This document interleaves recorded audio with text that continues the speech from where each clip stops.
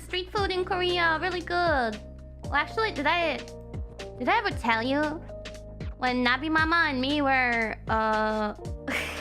I think we were looking for a very specific Korean street food, running around some popular area in, I don't know where it was anymore, but I was sitting on the ground eating some street food, and then some foreigners, like tourists, like a small group of tourists, they were like, Kiara?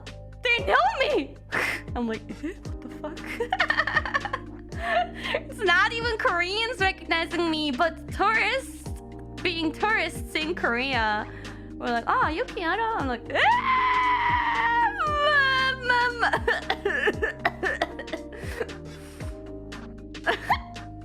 yeah, that was interesting. I never told you, huh? I wonder if any Koreans recognized me and just didn't say anything. Are you Kiara? Oh, I was just eating my food. That was embarrassing.